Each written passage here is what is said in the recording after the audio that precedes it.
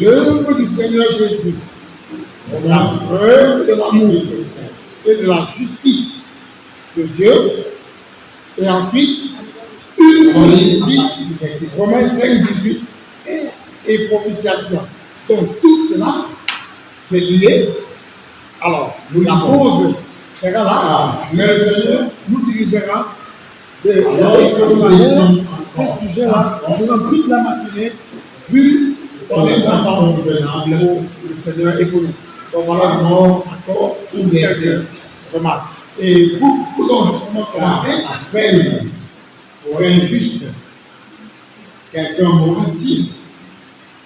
Car pour l'homme de bien, peut-être quelqu'un se résoudrait même à mourir. Mais Dieu constate son amour à lui, envers nous, en ce que lorsque nous étions encore pécheurs, Christ est mort pour nous. Alors nous lisons aussi dans l'Épître aux Romains de jour, cette fois-ci, le chapitre 3, à partir du verset 21. Mais maintenant, sans loi, la justice de Dieu est manifestée. Témoignage lui étant rendu par la loi et par les prophètes. La justice, dis-je, de Dieu par la foi de Jésus-Christ envers tous et sur tous ceux qui croient. Car il n'y a pas de différence, car tous ont péché et n'atteignent pas à la gloire de Dieu. Et étant justifiés gratuitement par sa grâce, par la rédemption qui est dans le Christ Jésus, lequel Dieu a présenté au propitiatoire par la foi en son sang, afin de montrer sa justice à cause du support des péchés précédents dans la patience de Dieu, afin de montrer, dis-je, sa justice dans le temps présent, en sorte qu'il soit juste et justifiant celui qui est de la foi de Jésus. Encore dans l'Épître aux Romains, cette fois-ci, le chapitre 10.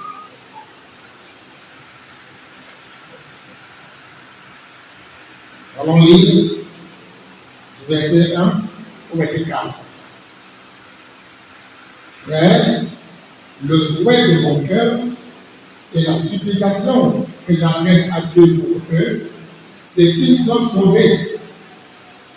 Car je leur rends témoignage qu'ils ont du zèle pour Dieu, mais non selon la connaissance. Car ignorant la justice de Dieu et cherchant à établir leur propre justice, ils ne se sont pas soumis à la justice de Dieu, car Christ est la fin de la loi pour justice à tout croyant. Nous rentrons encore dans l'Épître aux Romains, cette fois-ci, le chapitre 5 encore. Verset 17. Commençons au verset 17. Car si, par la faute d'un seul, la mort a régné par un seul, beaucoup plus pour ceux qui reçoivent l'abondance de la grâce et du don de la justice, régneront-ils en vie par un seul, Jésus-Christ. Ainsi donc, comme par une seule faute, les conséquences de cette faute furent envers tous les hommes en condamnation, ainsi aussi, par une seule justice, les conséquences de cette justice furent envers tous les hommes en justification de vie. Car, comme par la désobéissance d'un seul homme, plusieurs ont été constitués pécheurs, ainsi aussi, par l'obéissance d'un seul, plusieurs seront constitués justes. Or, la loi est intervenue afin que la faute abondât. Mais là où le péché abondait, la grâce a surabondé, afin que, comme le péché a régné par la mort, ainsi aussi la grâce régnant par la justice pour la vie éternelle par Jésus-Christ, notre Seigneur.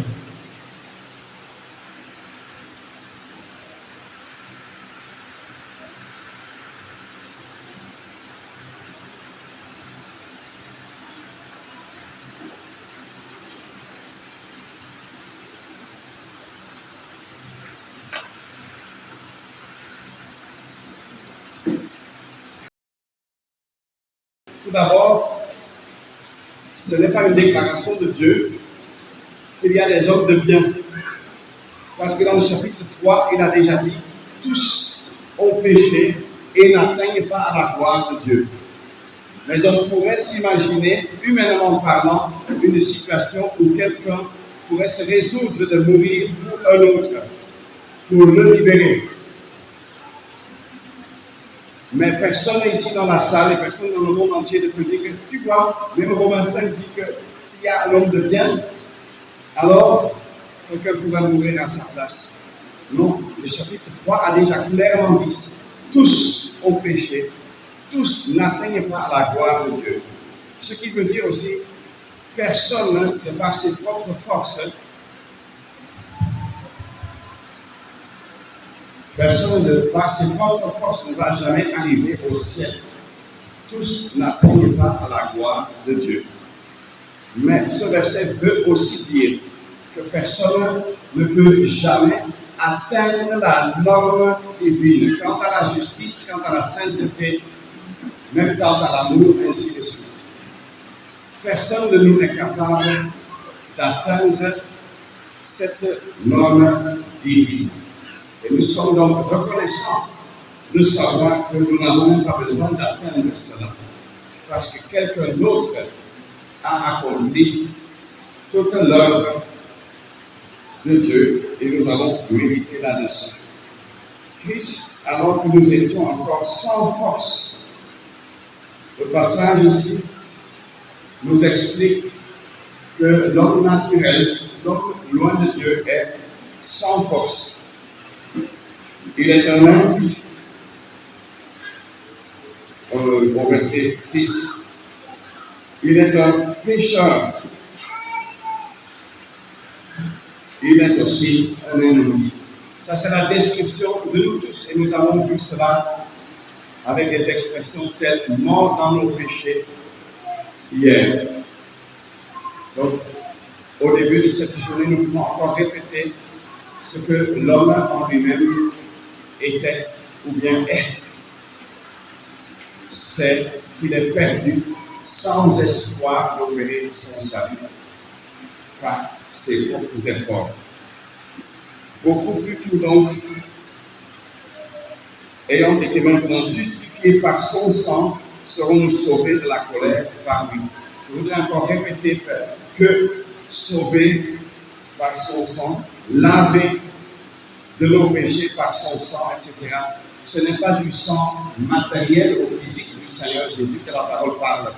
Mais à travers la parole, tu le verras même déjà dans les livres de Moïse, le sang parle de ce qu'une victime a donné sa vie pour que d'autres puissent vivre. Et donc, le sang est le symbole de l'œuvre de rédemption, d'expiation et de propitiation que le Seigneur Jésus-Christ a accompli pour répondre entièrement aux saintes exigences de Dieu, pour restaurer sa gloire et pour nous sauver, c'est-à-dire chacun Qui peut le dire? C'est un verset capital qu'on a parlé, mais je voudrais encore lire aussi Romains 5, verset 1er. Ayant donc été justifiés sur le principe de la foi, nous avons la paix avec Dieu. Et encore au chapitre 8, au premier verset. Il n'y a donc maintenant aucune condamnation pour ceux qui sont dans le Christ Jésus. Ces deux versets 5, verset 1 et 8, verset 1 ont été des versets capitaux dans la conviction que plusieurs dans le monde entier ont eu au bout du temps. Quand ils ont fait leurs efforts et ils ont compris finalement que ce n'est pas ça qui justifie. Nous avons la paix avec Dieu par notre Seigneur Jésus-Christ, par son sang, par son œuvre expiatoire sur la croix. Nous avons été justifiés. Et nous ne sommes, comme ce passage nous le montre, nous ne sommes pas capables, nous n'avons pas les forces, pas l'énergie, pas les possibilités même pour nous justifier nous-mêmes.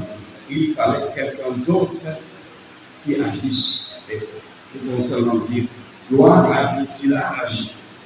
Et qu'aujourd'hui, nous qui sommes sauvés ici dans la salle, nous pouvons le dire, oui, j'ai la paix avec Dieu, j'ai été justifié par l'œuvre de Christ sur la croix. Et il n'y a plus aucune condamnation. Mais pour cela, il fallait ce que nous avons devant nos yeux ce matin, l'œuvre du Seigneur Jésus-Christ sur la croix, comme preuve de l'amour et de la justice de Dieu. Puissions-nous être touchés et enseignés par cette parole pour mieux comprendre la grande valeur de cette œuvre magnifique.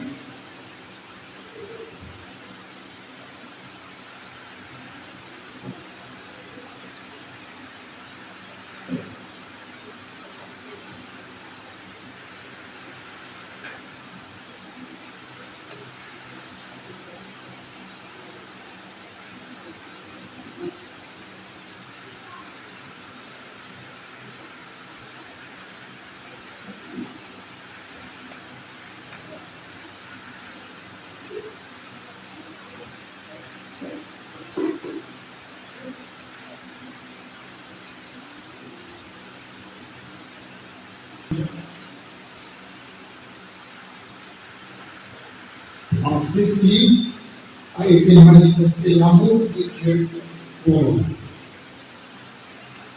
C'est que Dieu a envoyé son Fils unique dans le monde afin que nous vivions par lui. En ceci est l'amour. Non en ce que nous ayons aimé Dieu, mais en ce que lui nous aima et qu'il envoya son Fils pour être la propitiation de nos péchés. Nous avons ici la pensée de l'envoi de son Fils.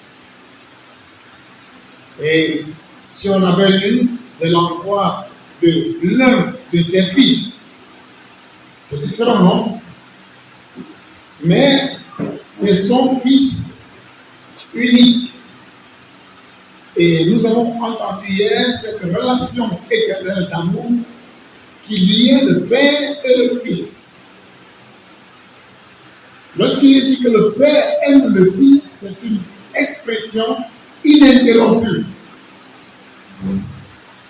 Cela ne nous rappelle-t-il pas la scène de Genèse avec Abraham, où Dieu lui dit, prends ton fils, ton unique, celui que tu aimes, Isaac, va, offre-le. Dieu avait présenté cela, mais je parle de ce passage parce que quelque chose avait été annoncé. Dieu se pourvoira de l'agneau pour l'Holocauste. L'agneau de Dieu. L'agneau qui vient de Dieu, qui vient pour Dieu. Et si nous allons lu l'histoire de Genèse 22 et avons un peu vu et nous nous sommes questionnés sur les sentiments du Père qui chemine avec son Fils unique, ton unique, celui que tu aimes, les sentiments d'un Père avec son Fils bien-aimé vers la colline du sacrifice. On peut comprendre que Dieu voulait, à travers de telles histoires, nous donner d'effleurer très faiblement les sentiments du Père en relation avec son propre Fils, en relation avec notre Seigneur Jésus. Il ne l'a jamais abandonné, ça c'est une chose. Mais maintenant, revenons sur Dieu. Pas comme Père, mais le fait que nous lisons que en ceci a été manifesté l'amour de Dieu pour nous. C'est que celui qui nous aime là n'est pas seulement amour. Nous l'avons souligné quand on a commencé par voir qui est Dieu et quels sont quelques-uns de ses caractères. Écoutez, si Dieu avait seulement pris les ennemis, si Dieu avait seulement pris les coupables pour les mettre près de lui, à cause d'un faux amour, il se régnerait lui-même. Parce que ses caractères, comme son caractère de Dieu est juste, il ne tient nullement le coupable pour innocent. Il aurait mis ce caractère où voilà le coupable. Et le coupable est sous la colère. Et le coupable est sous la juste colère. La colère est juste. La colère est une sainte, pure colère. Donc, Dieu ne peut pas laisser de côté l'exercice de sa juste et sainte colère. La question va se poser, comment Dieu va-t-il montrer son amour sans abaisser sa justice? Voilà la question. Comment Dieu, qui est amour et qui veut et qui ne veut que le bien de sa créature, comme on a lu, comme on a entendu, va-t-il déployer son amour envers les hommes sans abaisser sa justice qui justifie sa sainte colère? Il doit en même temps ne pas épargner en ce que il doit exercer son jugement autrement. Il abaisse quelque chose, mais il aime et il veut sauver. Et nous allons comprendre, il a trouvé, ayant préparé celui qui lui donnera de manifester au même moment ces deux choses. Il a préparé pour lui-même quelqu'un. Et cette personne elle-même a accepté les deux choses. Donc Dieu a donné, mais il s'est aussi donné. Dieu ne l'a pas épargné, mais lui-même s'est donné. N'avait-il pas dit, personne ne peut ôter ma vie? N'avait-il pas dit, j'ai le pouvoir de la donner? Il donne sa vie. Et c'est ce mystère. Comment Dieu déverse son amour sur une race sans force, impie, coupable, ennemi. Comment Dieu déverse son amour sans aliéner sa justice. C'est ça un grand mystère de l'œuvre du Seigneur Jésus. Que cela nous donne vraiment d'admirer cette sagesse infinie de Dieu qui brille à la croix par l'œuvre de son Fils.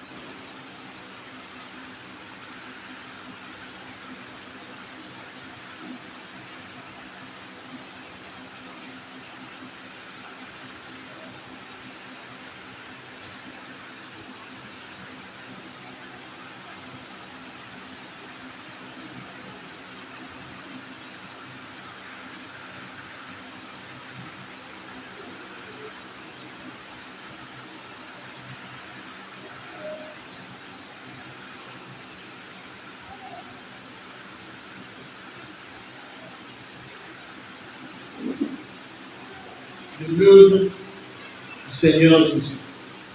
Il fallait que l'amour de Dieu soit manifesté, soit révélé. Et comme nous l'avons déjà entendu, sans que la justice de Dieu ne soit atténuée. Nous l'avons même lu dans Romains chapitre 3, cette expression au verset 26. En sorte qu'il soit juste et justifiant celui qui est de la foi de Jésus. Tous sont coupables, mais il y a des personnes que dans son plan d'amour, des injustes qu'il veut justifier gratuitement. Mais cela va coûter cher à celui qui va rendre cela possible. Et dans Ésaïe 53, nous avons comme un résumé de l'œuvre, de ce que cela lui a coûté, de tout le chemin qu'il a fallu que le Dieu créateur puisse parcourir pour que Dieu puisse justifier le coupable qui croit cet amour de Dieu. Permettez que nous puissions lire Ésaïe 53 sans commenter. Ésaïe 53.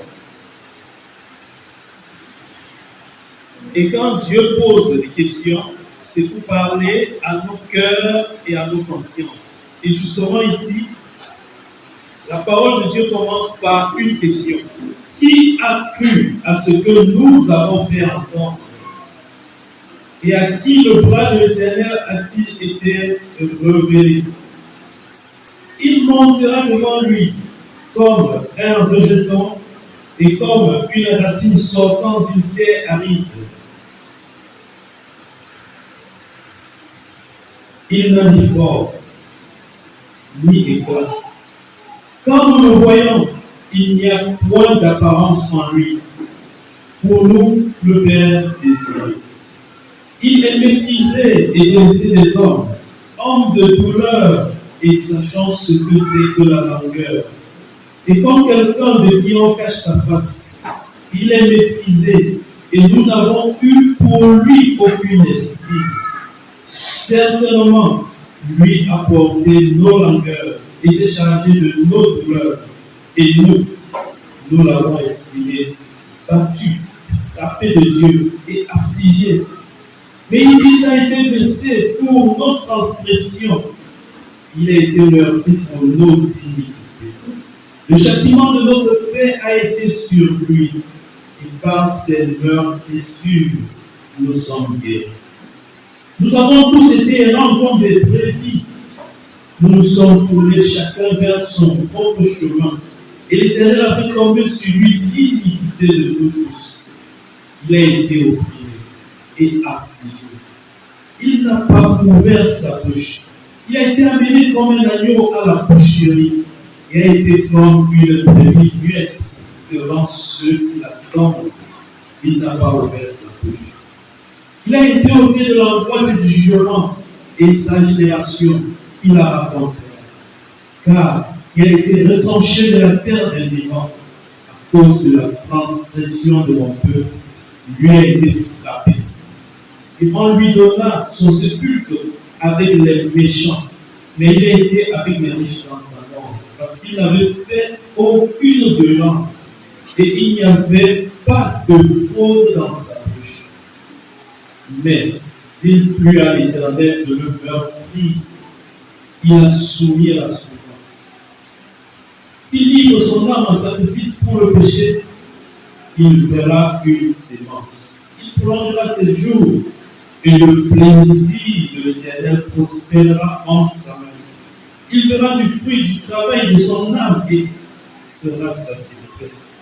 Par sa connaissance, mon serviteur juste enseignera la justice à plusieurs, et lui, il portera leurs iniquités. C'est pourquoi je lui assignerai une part avec les grands. Il partagera le butin avec les forts. Parce qu'il aura livré son âme à la mort et qu'il aura été compté parmi les transgresseurs et qu'il a porté le péché de plusieurs et qu'il a intercédé pour les transgresseurs. Quel amour! Et ce verset a aussi déjà cité de Jean 10.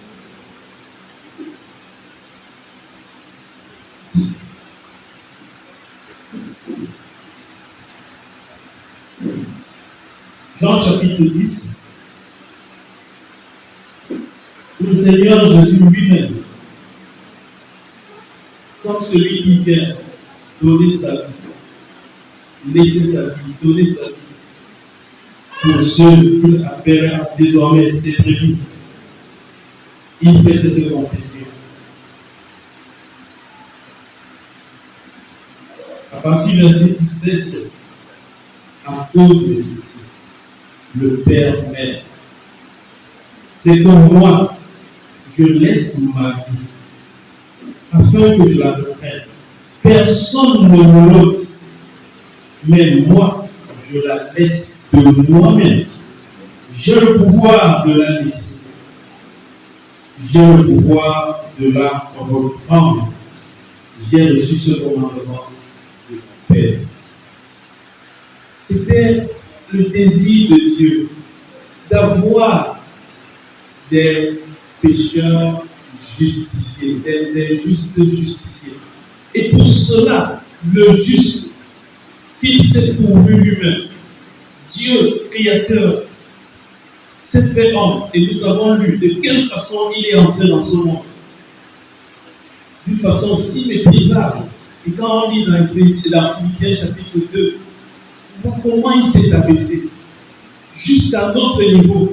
Mais, comme homme même, il a vécu comme esclave volontaire, quelqu'un sur cette terre qui n'était pas là pour faire sa propre volonté, mais pour faire la volonté de celui qui l'a envoyé. Et cette volonté était que celui, nous avons vu cela, il discerne qui il est, qu'à lui, la vie éternelle soit donnée et que lui, il le ressuscite au dernier jour. Quel don gratuit! Maintenant, qui a cru à cela? Qui? Ceux qui croient cela doivent croître dans la connaissance de cette œuvre, de comment Dieu apprécie cette œuvre, de la valeur de cette œuvre. Et cela ne peut produire que de l'adoration dans leur cœur. Et si quelqu'un ici n'a pas encore cru ça, c'est le moment pour lui de méditer sur ces choses. Tourner son cœur vers celui-là qui le cherche et de laisser que cette justice de Dieu puisse être aussi par le moyen de la foi qu'il place en cette personne et en son œuvre. Que cette justice soit aussi un cadeau pour lui, pour qu'il soit justifié. Dieu, nous l'avons vu, ne passe pas par-dessus le péché. Il déclare, nous tous, nous sommes nés pécheurs et par nos œuvres, nous avons prouvé notre culpabilité, ayant amassé chacun pour sa part la colère de Dieu. Et Dieu ne dit pas simplement, bon, moi je suis un bon Dieu, j'ai pitié de vous, je ne veux pas vous aller en enfer, je passe par-dessus. Non, non. Il déclare la culpabilité, sa colère doit se déverser sur ce que nous avons fait et sur ce que nous sommes. Mais nous voyons le juste qui, après avoir recommencé notre histoire, comme dit un cantique, a été connu comme seul homme juste sur cette terre, tant dans sa nature que dans sa vie. Mais aujourd'hui, Dieu a déjà déversé sa colère sur le juste pour nous éloigner. Sur le juste. Et c'est lui qui a accepté cela volontairement. Et Dieu a approuvé ce sacrifice volontaire en le ressuscitant. Et c'est celui-là même qui a accompli cette œuvre qui revient bientôt. D'abord, pour prendre auprès de lui ceux qui ont mis leur confiance en cette œuvre, en sa personne, mais aussi pour juger ceux qui auront méprisé l'amour de Dieu. C'est vraiment une interpellation pour quelqu'un qui n'a pas encore placé sa confiance en cette personne et en son œuvre, mais un grand encouragement, un sujet d'adoration, un sujet de réchauffement de cœur pour nous qui avons eu la grâce de le connaître.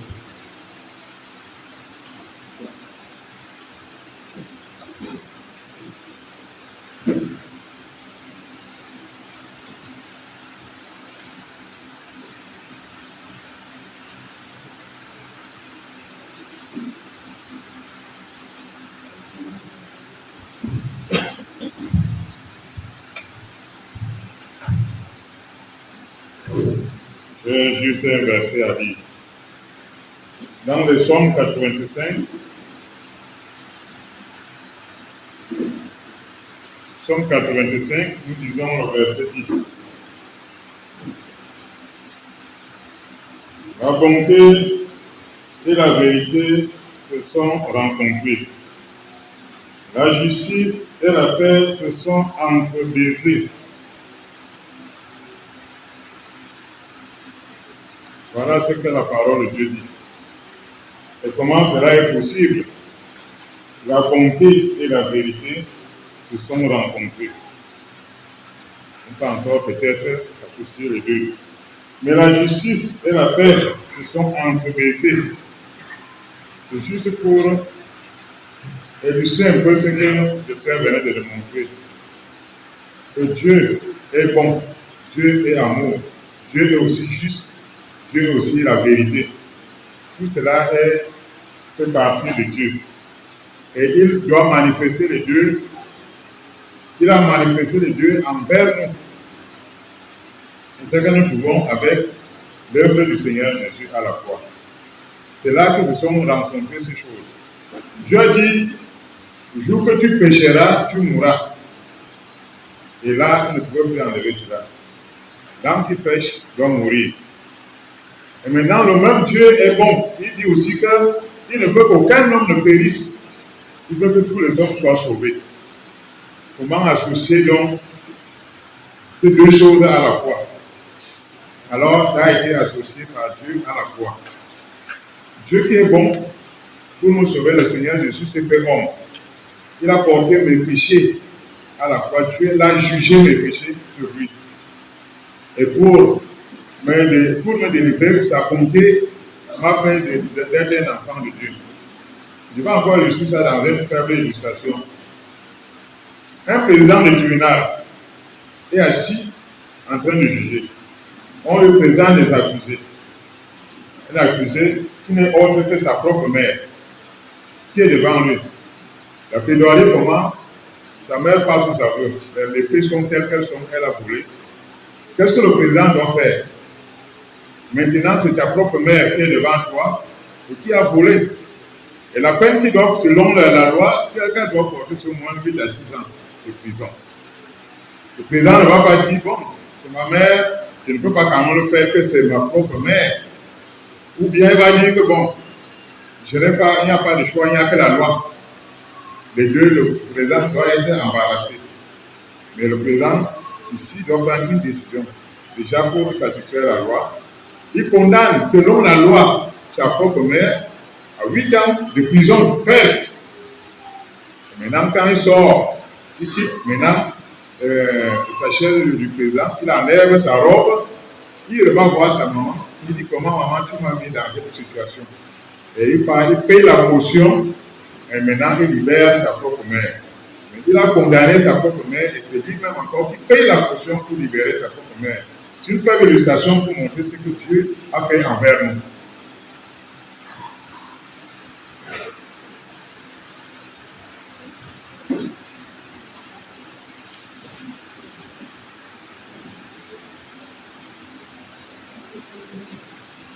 Nous voyons là que l'amour et la vérité marchent ensemble. Il n'y a pas d'amour sans vérité. Nous voulons lire dans 1 Pierre ce que le Seigneur a fait pour nous. 1 Pierre, chapitre 2.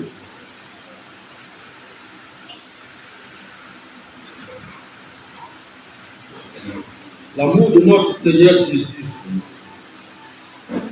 Il est écrit dans le chapitre 1 Pierre 2 à partir du verset 21.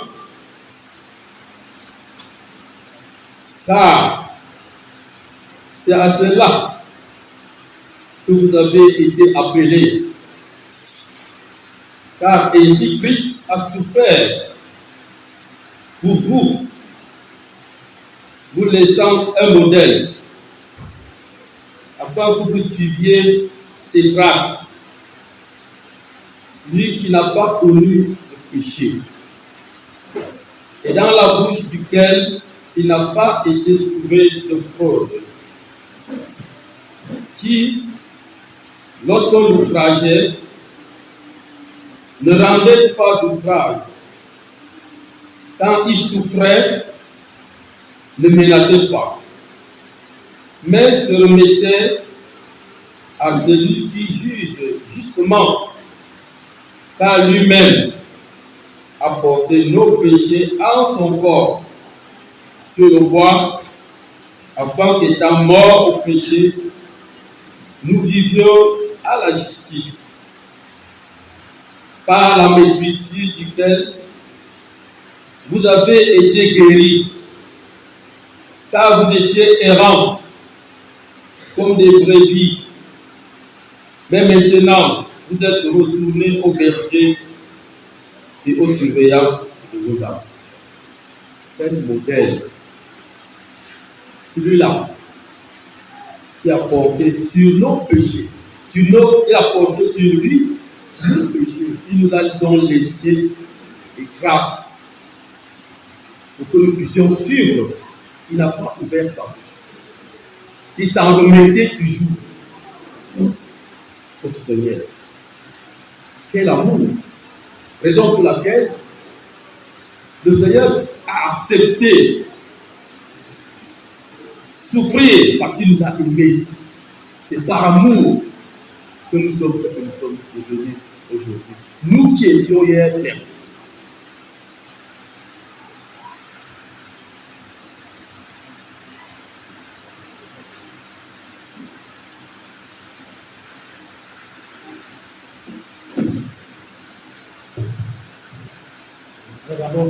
Je vais d'abord faire une petite remarque avant d'aborder une faible intervention. Lorsque un prédicateur dit dans une foule, crois au Seigneur Jésus et tu seras sauvé, je vous assure qu'il n'a rien dit.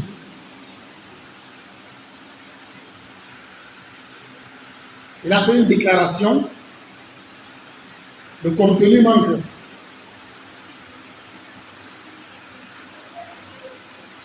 Pourquoi j'insiste dessus? C'est l'ensemble des paroles que vous êtes en train d'écouter depuis le début jusqu'à maintenant, jusqu'à la fin, qui correspond à croient au Seigneur Jésus. On ne croit pas vaguement. On ne croit pas rien. Il s'agit d'un contenu. C'est pour cela que lorsque l'apôtre Paul a dit cette parole, le verset qui suit, il leur annonça la parole. Il annonça la parole à lui et sa maison. La parenthèse est fermée, mais elle est importante. Donc, quand on entend ce que le Seigneur Jésus a fait, quand on écoute qui Dieu est, ce qu'il a fait, et pour qui il a fait, comment ça s'est passé, voilà les éléments que Dieu place devant un cœur, devant une conscience. Et lorsqu'on dit à quelqu'un, répands-toi, on ne lui a rien dit.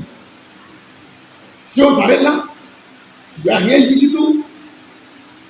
Mais lorsque la personne écoute comment Dieu la voit, lorsque la personne perçoit sa laideur devant Dieu et vient à la conclusion, je mérite une seule chose, la colère de Dieu, consciemment, ce sont ces éléments qui lorsque Dieu rejette, c'est là le problème.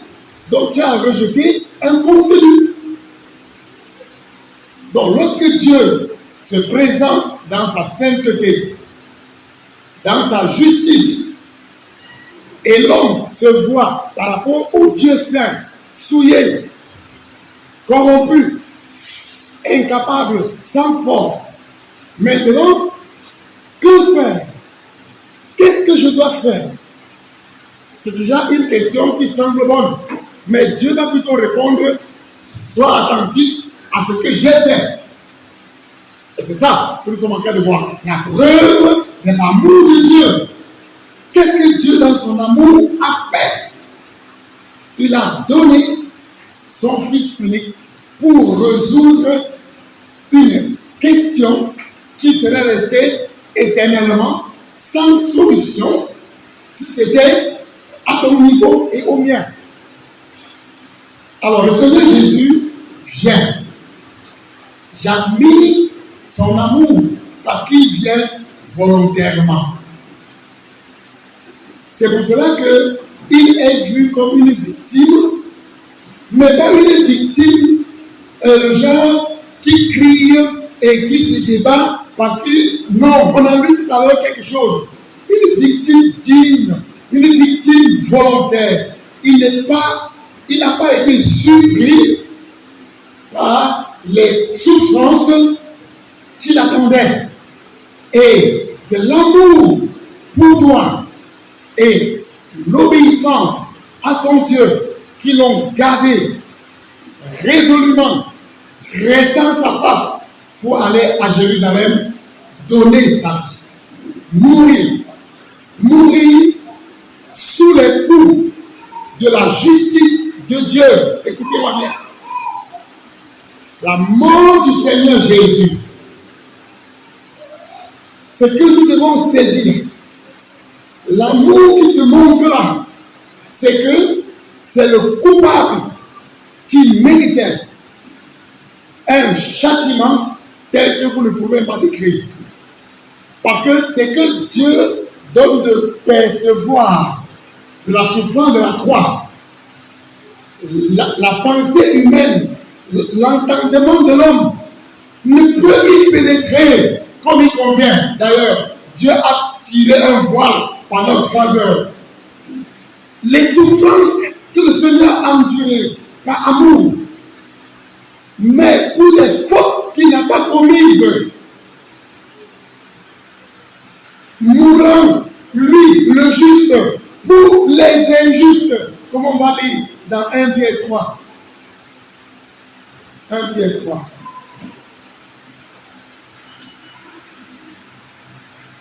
Verset 18.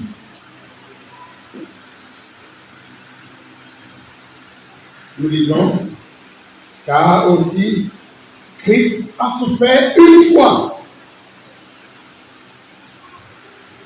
pour les péchés. Le juste injustes afin qu'il nous amena à Dieu. Qu'est-ce qui se passe que on trouve un homme ou une femme qui se déclare sauvé ou croyant, mais quand on écoute des heures, Jésus-Christ n'a aucune place dans l'histoire de son salut. Vous appelez ça salut? Donc dans l'histoire d'un salut, Jésus-Christ n'a pas de place. Ce n'est pas souvent seulement la faute de telle personne, c'est parfois aussi soit l'insuffisance de la prédication, soit un travail même de Satan pour susciter des fausses foi. Parce que l'une des techniques de Satan pour réussir à détourner les âmes, c'est susciter une fausse foi. L'unique foi véritable est celle qui est ancrée dans la pensée qui jaillit de ce verset, mais pour moi-même.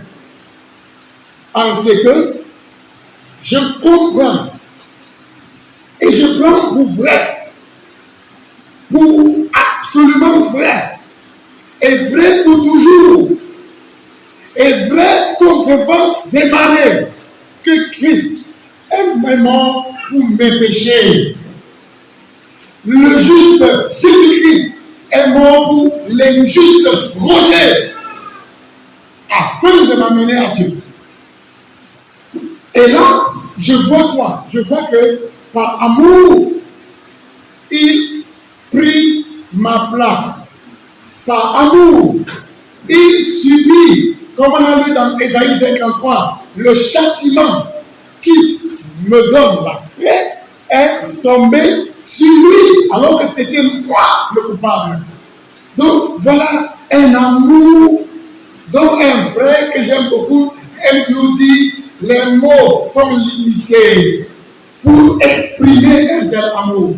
Mais c'est ça que Dieu nous a montré à la croix en donnant son Fils. C'est ça que le Seigneur Jésus nous a montré à la croix en se donnant lui-même.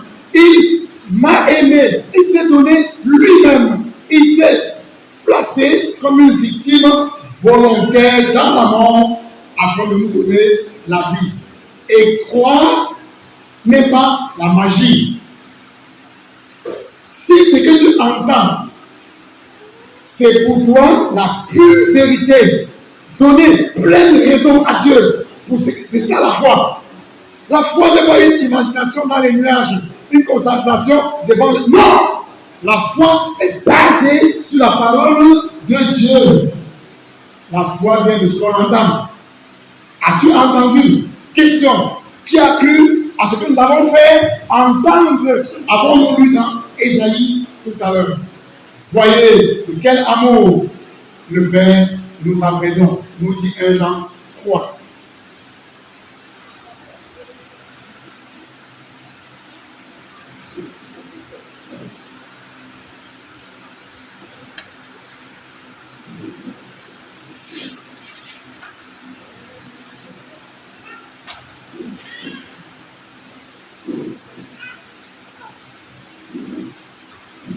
J'aimerais lire dans Jean 10, dans Romains 10,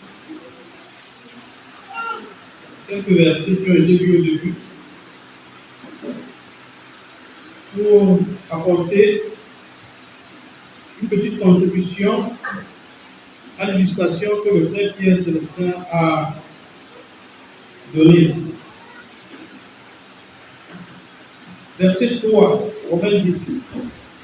Car ignorant la justice de Dieu et cherchant à établir leur propre justice, ils ne se sont pas soumis à la justice de Dieu. Pourtant, au verset 2, il dit, car je leur rends témoignage qu'ils ont du zèle pour Dieu, mais selon la connaissance. Frère Pierre Célestin a parlé d'une maman qui est accusée pour vol, et c'est son fils qui est le président du tribunal. Étant un juge juste, il a prononcé la sentence qu'elle mérite. 8 ans de prison. Mais si ça s'arrête là, où est l'amour du fils? Et l'amour du maman, où est-ce que c'est passé? Maintenant, la maman peut ignorer ce qu'exige la justice et penser plutôt aux choses qu'elle doit faire maintenant. D'abord pour consoler son fils qui est humilié et offensé publiquement et pour essayer de retrouver une justice devant la justice. C'est comme ça que plusieurs se comportent devant l'amour de Dieu, étant touchés par la souveraineté de Dieu pour ceux qui sont déjà touchés. Ils peuvent commencer à réfléchir, qu'est-ce que je dois faire maintenant? Et le Père Roger l'a déjà souligné aussi, qu'est-ce que je dois faire? Mais Dieu dit, sois attentif à ce que je viens de faire. Et le Frère Pierre Célestin a montré comment le président du tribunal a prouvé son amour. Il a payé la caution. Et je vous l'ai dit, la caution devait être tellement lourde qu'il devait vendre tout ce qu'il a. Et il peut dire maintenant à sa maman, voilà la situation dans laquelle nous nous trouvons. Maman, justice doit être faite. Maman, je ne veux pas que tu ailles en prison. Maintenant, je suis obligé de vendre tout ce que j'ai. Tout ce que j'ai travaillé pendant toute ma vie. Je suis obligé, maman, de vendre tout ça pour que tu n'ailles pas en prison, pour acheter, pour payer ta caution. Mais la maman n'est pas attentive parce qu'elle ne connaît même pas ce que la justice exige. Elle est maintenant plutôt poussée par l'amour maternel envers son fils et touchée par la honte qu'elle a et qu'elle a aussi fait subir à son fils. Elle se met dans beaucoup de choses. Elle fait quoi? Elle peut pleurer. Mon fils, je ne sais même pas ce qui m'est arrivé. Nous pouvons imaginer une maman qui pleure, qui demande pardon à son fils et peut-être même au public. Imaginons tout ce qu'elle peut faire. Et puis elle prend la résolution, désormais, je servirai mon fils. Comment? Peut-être en lui donnant le plus souvent possible les choses qu'il aime. Mais il n'est pas question ici de ce qu'elle doit faire, parce qu'elle est coupable de ce qu'elle a fait. Tout ce qu'elle peut faire ne va devant la justice rien enlever sur sa culpabilité. Ce n'est que quand la question de la culpabilité est enlevée qu'elle peut penser à ce qu'elle peut faire désormais. C'est autre chose. La vie d'un croyant, c'est autre chose. Mais le problème, c'est condamné, coupable. Et il faut une solution. Et c'est la justice de son fils qui a tout vendu et qui a payé la caution, qui la libère. Et maintenant, le jour où on veut la mettre en prison, elle ne sait même pas la valeur de ce que son fils a fait. Mais elle raconte tout ce qu'elle a fait depuis ce jour-là. Mais comment? J'ai pleuré sur ma faute, non? J'ai demandé pardon à mon fils, non? J'ai demandé pardon publiquement, non? Et puis j'ai fait beaucoup de bonnes choses à mon fils, non? Est-ce que vous pensez que tous ces ailes de la maman envers son fils va la libérer? Est-elle justifiée? Elle n'est pas justifiée si c'est ça qu'elle présente. Pourtant, il suffit qu'elle soit attentive à ce que son fils a fait et qu'elle présente la caution, le reçu de la caution payée. Maintenant, je suis désolé, mais heureusement, mon fils m'a aimé. Et voici la preuve de son amour, ma caution. La peine a été effacée parce qu'il a payé. Dieu, lui, il justifie en demeurant juste. Et ce ne sera donc pas ta justice. Comment un coupable peut encore être juste? Ta justice ne sert à rien puisque tu es déjà coupable. Ce n'est qu'étant justifié qu'une nouvelle vie peut maintenant, par reconnaissance envers celui qui t'a justifié, peut être possible. Alors, que le Seigneur nous aide à ne pas mettre la confiance en quoi que nous aurions pu faire jusqu'à maintenant. Si quelqu'un n'a pas mis sa confiance en la justice de Dieu, il est zélé pour Dieu. Il peut être considéré parmi les frères comme un exemple même à suivre. Cette maman pouvait désormais être une maman exemplaire, mais sa culpabilité ne pouvait être effacée que sur la base de ce qui est juste, la caution. Dieu ne peut pas nous sauver sur la base des choses que nous aurons faites. Dieu nous sauve sur la base de ce que lui, il a fait. Et qu'est-ce qu'il a fait? Il a puni son fils. Il a puni son fils.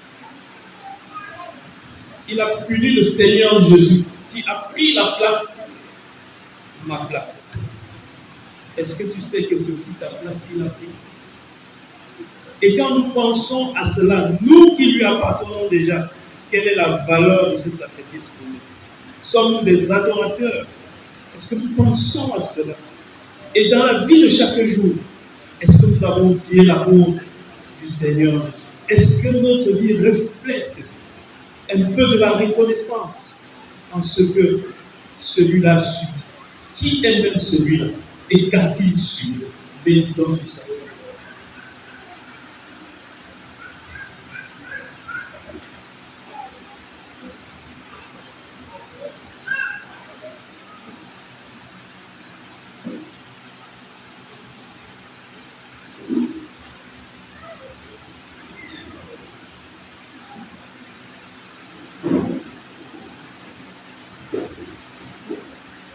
Maintenant, je propose que la porte reste fermée parce que la température monte rapidement. Maintenant, ça vaut la peine de voir que les questions qui nous occupent ces jours-ci sont celles qui ont occupé cet homme et ses amis il y a des siècles. Nous lisons dans le livre de Job, chapitre 9.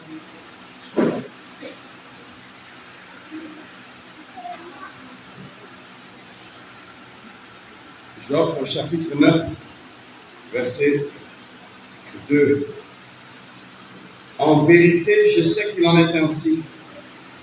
Mais comment l'homme sera-t-il juste devant Dieu? Verset 13. Dieu ne tire pas sa colère, sous lui fléchissent les orgueilleux qui prêtent secours. Combien moins lui répondrai-je, moi, et choisirai-je mes paroles avec lui. Verset 33. Il n'y a pas entre nous un arbitre, ou bien selon la note, un médiateur qui mettrait sa main sur nous deux. Nous allons au chapitre 14.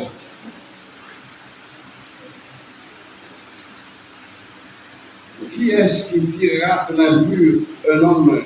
Verset 4.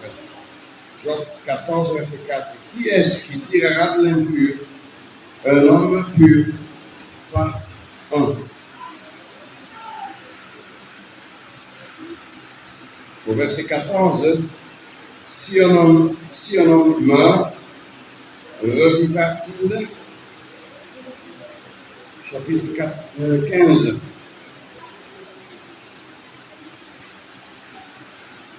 Verset 14. Qu'est-ce que l'homme mortel pour qu'il soit pur, et celui qui est né d'une femme pour qu'il soit juste? Chapitre 16. Au verset 21. Que n'y a-t-il un arbitre pour l'homme auprès de Dieu?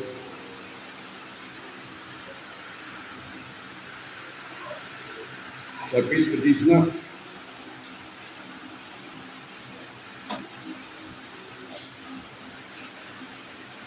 Verset 29. Tremblez pour vous-même devant l'épée, car l'épée est l'instrument de la fureur contre les iniquités, afin que vous sachiez qu'il y a un jugement. Chapitre 22.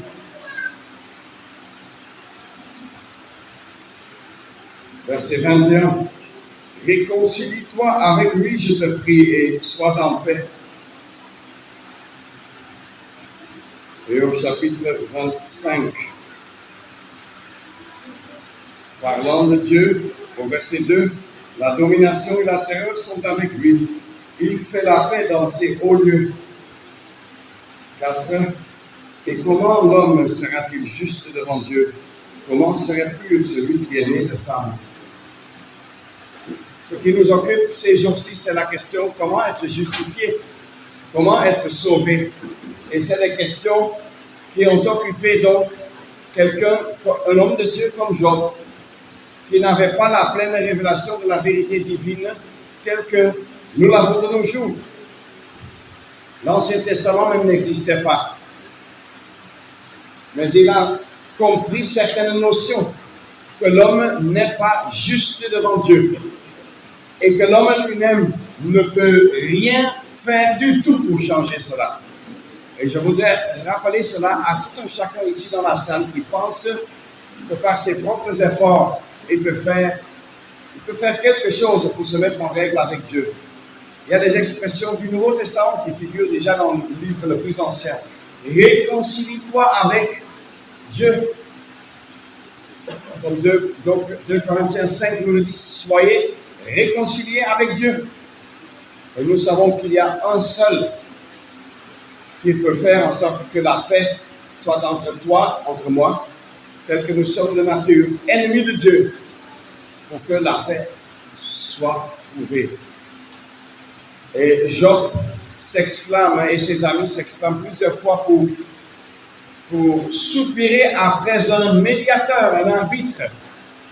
Et il appelle ça une fois quelqu'un qui mettrait sa main sur nos deux épaules, c'est-à-dire quelqu'un qui se tient littéralement entre les deux. Entre les deux qui? Entre Dieu et moi. Et pour qu'il y ait un tel médiateur, beaucoup de siècles se sont d'abord passés jusqu'à ce que le Seigneur Jésus vienne. Et là maintenant, 1 Timothée 2 nous le dit, il y a un Dieu et c'est accentué donc un unique, un seul médiateur entre Dieu et les hommes, l'homme Christ Jésus, qui s'est donné en rançon pour plusieurs, c'est-à-dire pour tous ceux qui croient en lui. Ce médiateur est une seule personne, inconnue par Job, mais le principe, il avait déjà capté.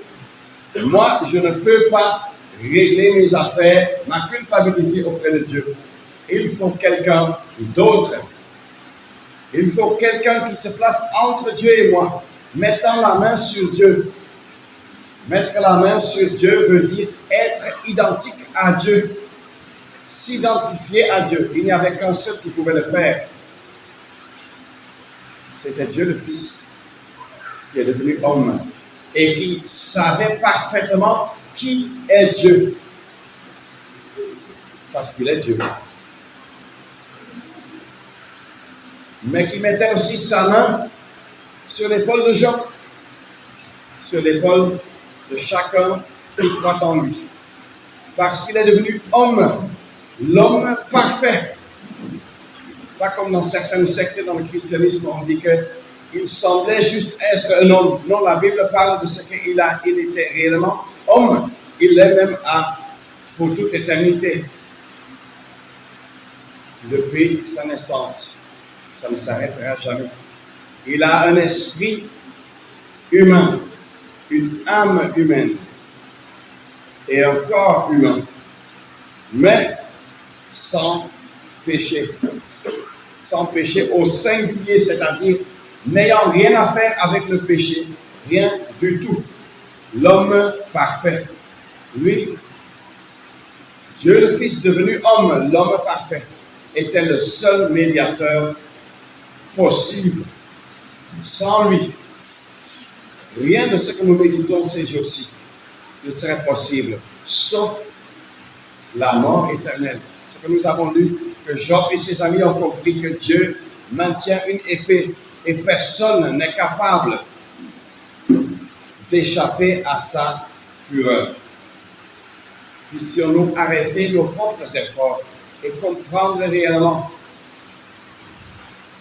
qu'il fallait un médiateur et qu'il fallait ce chemin qu'il a emprunté consciemment, s'abaissant, lui, le grand Dieu d'éternité, le créateur de toutes choses, devenant homme, non seulement devenant homme, ce qui était déjà un abaissement, mais devenant un esclave, et non seulement cela, mais allant consciemment jusqu'à la mort et à la mort de la croix. Et quand nous pensons à la mort de la croix, et même en général, même durant le culte, c'est notre grand danger d'être focalisé sur ce que nous pouvons voir. Et nous pensons alors, et nous le disons même souvent dans les prières, comment le Seigneur a été maltraité par les gens, par les hommes, flagellé, battu, giflé au visage, craché au visage. C'est grave. Mais ça n'a fait que ressortir deux choses. Sa perfection et notre putréfaction totale, notre corruption morale devant Dieu, à tous égards. Mais, je vous dis, même s'il était battu par les hommes pendant 3 ans, ça n'aurait pas enlevé un seul péché. Et quand la parole de Dieu parle de ce qu'il a été frappé, meurtri, brisé, il y a même des expressions en Ésaïe 53 qui veulent dire presque pulvérisé sous le poids d'un marteau. Il a été percé. Nous pensons tout de suite peut-être à la lance, mais ce n'est pas de ça que Ésaïe 53 parle. Tout cela parle de ce qu'il a été dans les 3 heures de ténèbres, abandonné de Dieu, de son Dieu, qu'il avait servi fidèlement, parfaitement, toute sa vie, dans le silence et en public, quand son service public a commencé. Il avait honoré son Dieu et Père, glorifié son Dieu et Père. Mais sur la croix, pendant les 3 heures de ténèbres, Dieu, le Dieu très saint, détourne sa face et il prend l'épée dont Job avait déjà parlé et il dit: réveille-toi contre mon compagnon. Et c'est ainsi que contre le Fils de Dieu devenu homme, comme homme, la colère, la fureur de Dieu contre le péché et contre mes péchés, chaque croyant peut le dire, s'est abaissé, on peut dire violemment, avec toute force, sur le Fils qui est appelé en même temps dans la Bible, le Fils de son amour, mais qui en ce temps-là, pendant ces heures-là, a porté le jugement que toi et moi, je parle aux croyants, nous avions mérité, mais dont il nous épargne en chargeant son Fils de cela. C'est pourquoi nous disons dans un cantique que l'immensité et le poids éternel, la formulation exacte de notre châtiment est tombé sur nous. Ce que nous aurions dû porter pendant toute l'éternité, c'est abaissé violemment quand Dieu l'a frappé en 3 heures de ténèbres. Intense, immesurable pour nous. Est-ce que nous voulons encore une preuve que Dieu est amour?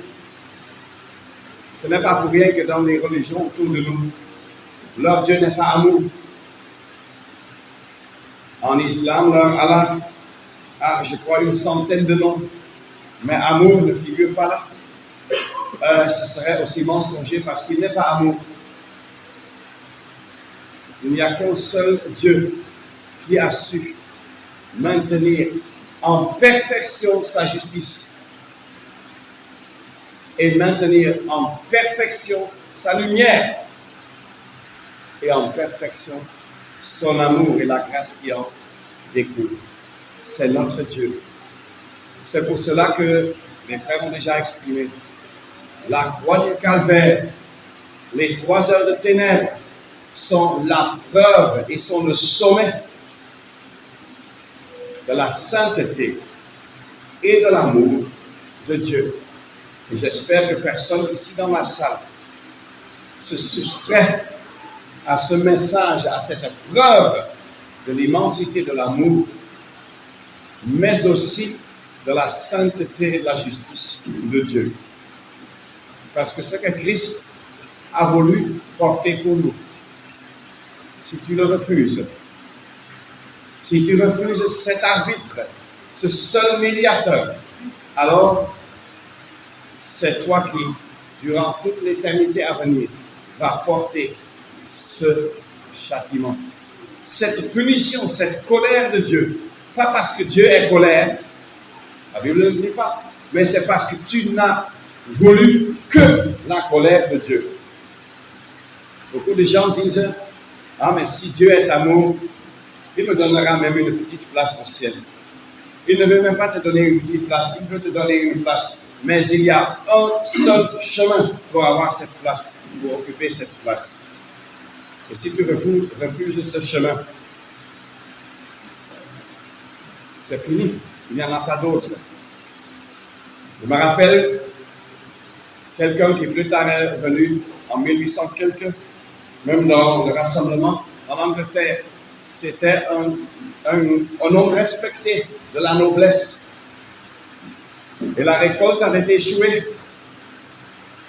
Et les gens se plaignaient. Comment pouvons-nous maintenant perdre le loyer, la location de nos champs, ainsi de suite, à notre maître, à notre roi? Et ils n'ont pas vu d'issue. Et à un moment donné, puisque cet homme s'était converti, donc le propriétaire s'était converti, et il a affiché dans son bureau que demain, de telle heure à telle heure, tout un chacun qui a une dette peut venir et je vais mettre moi-même terme à la dette. Les gens sont passés toute la journée devant le bureau. Ils ont vu l'affiche. Le lendemain, de 9h à 17h, je ne sais plus, tout le temps, les gens passent. Est-ce vrai? L'affiche était signée même par le prince là. Ils ont rejeté, ils ont pensé que ça ne peut pas être vrai. C'est à la dernière minute que l'homme dit que ça ne peut pas nuire. Il prend ses papiers, il entre dans le bureau. Tout de suite après, lui, on ferme le bureau. Lui, il a eu l'absolution de toutes ses dettes signées. Le prince lui-même s'en est chargé. 17h quelques, les gens cognent à la porte. La porte est fermée. Ensuite, les gens se sont plaints auprès du prince. Mais pourquoi est-ce que vous avez donné le pardon de sa culpabilité seulement à celui-là? Il a dit que toute la journée, j'étais disponible. Vous n'avez pas cru. Et maintenant, c'est trop tard. C'est une leçon qui, certainement, dans le domaine-ci, a son application. La preuve de l'amour et la grâce et le pardon qui en découlent. C'est là, mais la porte ne restera pas ouverte pour toute éternité. C'est aujourd'hui le jour de grâce.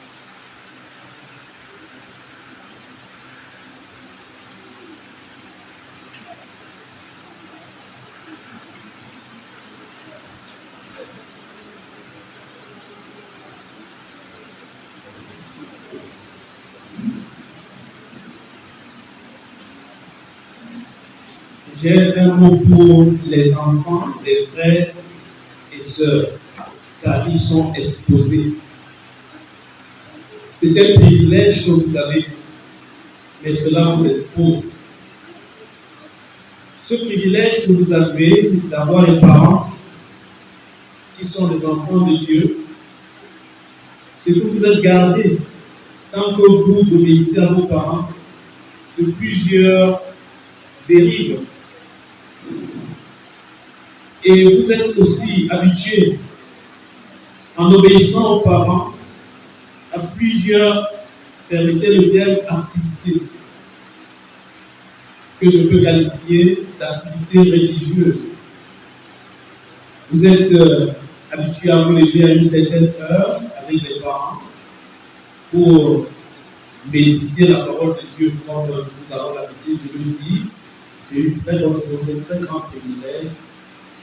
Vous êtes habitué à des rencontres pour jeunes, quand Dieu donne cela la possibilité, vous écoutez la parole. Vous êtes habitué et même encouragé par les parents.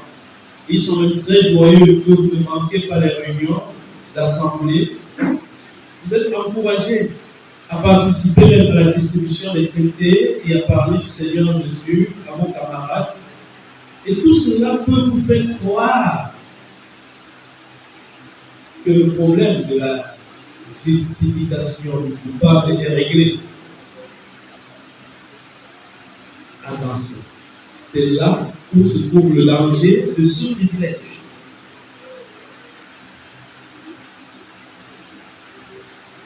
Regardez-vous dans le miroir devant Dieu.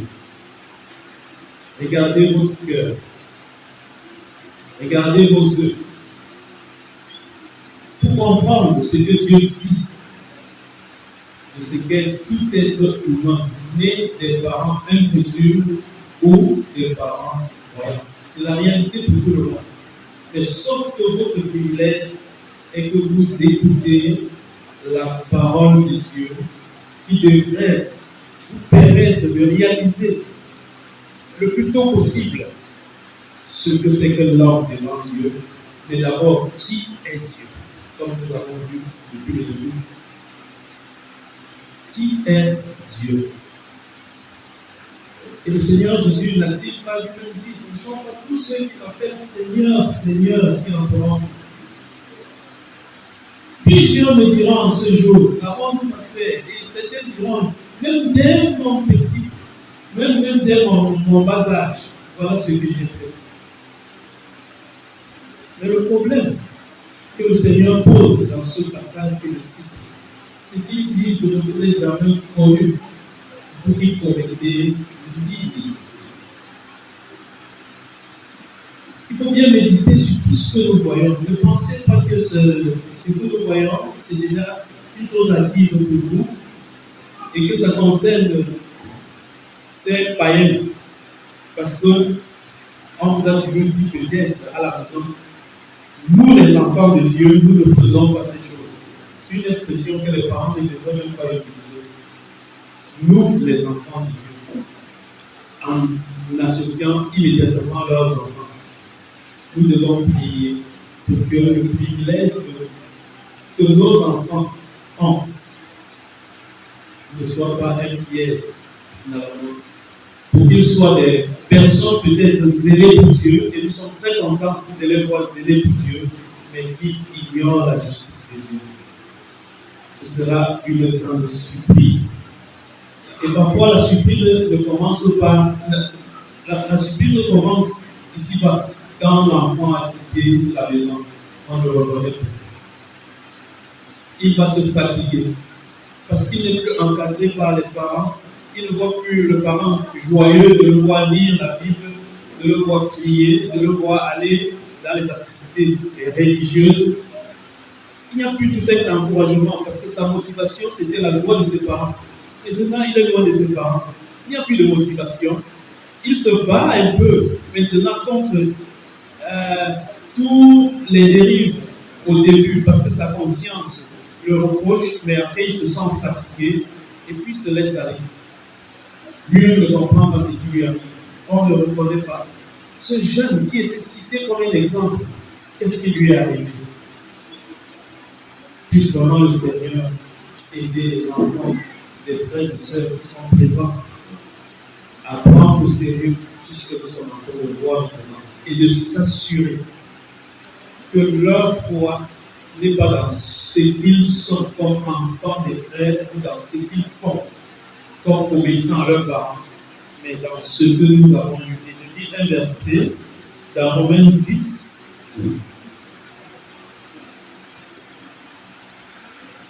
verset 10, juste, car du cœur on croit à la justice. Car du cœur on croit à la justice. Juste cette partie.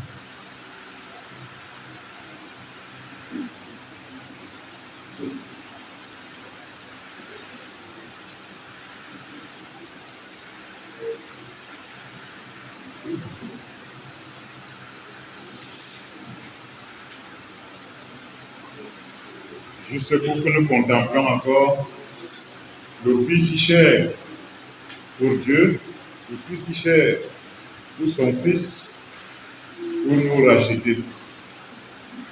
Nous lisons dans Matthieu chapitre 13 quelques versets qui illustrent cela. Matthieu chapitre 13.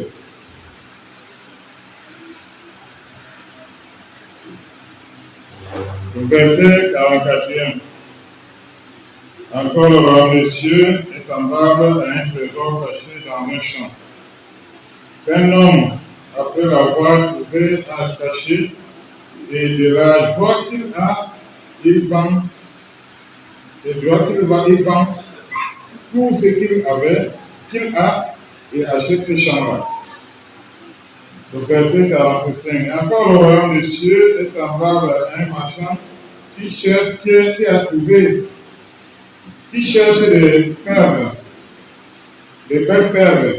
Ayant trouvé une perle de très grand prix, il s'en alla et vendit tout ce qu'il avait et l'acheta. Voilà, nous trouvons ici, voilà, monsieur, comme un trésor caché. Et c'est que tu es un trésor, et Dieu a vendu tout ce qu'il avait pour t'avoir. Si tu résistes encore, toi qui n'es pas encore le Seigneur Jésus, qu'est-ce qu'il faut encore qu'il fasse pour toi? Mais toi qui es donc un enfant de Dieu, sais-tu que tu es un trésor que Dieu a trouvé pour lui? Il a fallu qu'il vende tout ce qu'il avait, sa gloire au ciel, et qu'il s'abaisse. Tu as aussi des belles perles, et il vend toujours. Il avait à vendre pour t'avoir, pour m'avoir, il a fallu qu'il vende quelque chose. Nous allons contempler les moments comme homme, ce que ça l'a coûté. Nous lisons un peu dans l'évangile de Luc, ce que ça a coûté pour lui, quand il pouvait, comme homme, venir faire ce rachat. Et l'évangile de Luc, chapitre 22, juste la lecture d'un passage, et ça va nous allons encore contempler ce que le Seigneur a souffert, même le Père de Dieu, comme homme. Verset 39. Et sortant, il s'en alla selon sa coutume à la montagne des Oliviers. Et les disciples aussi le suivirent. Et quand il fut en ce lieu-là, il leur dit, priez que vous n'entrez pas en tentation. Il s'éloigna d'eux lui-même environ d'un jet de pierre, et s'étant mis à genoux, ils prièrent disant, Père, si tu voulais faire passer cette coupe loin de moi, toutefois, que cela ne soit pas ma volonté, mais la tienne, qui soit faite. Et un ange du ciel lui apparut et le fortifiait. Et étant dans l'angoisse du combat, il priait plus instantanément et la sueur devint comme des grumeaux de sang découlant sur la terre. Combien le prix était si cher. Le Seigneur est dans l'angoisse de voir ce qu'il va accomplir. Que lui, il va être séparé de son Dieu. Et que Dieu va même être son ennemi. Parce qu'il doit juger le péché sur lui. Est-ce que tout cela, je ressens comme enfant de Dieu, le prix que le Seigneur a payé pour moi, que ça a été même pour Dieu. D'essayer de cacher son fils devient péché. Et c'est bien l'objet de la colère de Dieu. Tout cela doit toucher mon cœur. Toi qui es encore dans tes péchés, est-ce que tu ne vois pas le prix a été si cher? Le Seigneur est dans une angoisse que sa sueur devient comme des grumeaux de sang. Et il ne peut que lui seul. Il n'est pas avec ses disciples, il les laisse de loin. Il va lui environ d'un jet de pierre. parce que personne ne pouvait, autre ne pouvait participer à cette scène. Et maintenant, il a prié, mais il dit une chose qui est très importante. Comme homme, c'était si douloureux, si terrible à supporter, il demande si la foule pouvait passer loin de lui. Mais il dit une chose qui est très importante, que ça ne soit pas ma volonté, mais la tienne. Et c'est pour cette volonté qu'il était venu. Il m'a dit, oh Dieu, je vais tout faire ta volonté. Cette volonté devait donc qu'il passe par ce moment-là. Et dans ce même chapitre, nous disons, pour voir quand ces moments sont venus, dans le chapitre 23 plutôt, chapitre 23, au verset 44, nous allons laisser tout le temps que les gens ont montré leur méchanceté, mais le grand moment que nous avons parlé plus d'une fois ici, le moment des 3 heures de ténèbres, c'était encore les moments les plus douloureux que le Seigneur a passé sur la terre. Le plus douloureux. Tout ce que les hommes ont fait, toute la compréhension de la naissance qui n'a pas eu de place, et toute l'incompréhension même de sa propre, celle qu'il a portée dans son ventre, de ses disciples qui l'ont trahi jusqu'à le vendre, étaient encore les moindres, même ceux qui l'ont trouvé à la croix. Mais voilà le moment le plus douloureux. Verset 44. Or, il était environ la 6e heure, et il eut des ténèbres sur tout le pays jusqu'à la 9e heure. Et le soleil fut obscurci, et le voile du temple se déchira par le milieu. Et Jésus s'écria à haute voix, dit, Père, entre tes mains, je remets mon esprit. Et ayant dit cela, il respira. Le frère, il n'y a pas de commentaire à faire ici. Aucun œil humain ne pouvait même d'abord voir ce scène.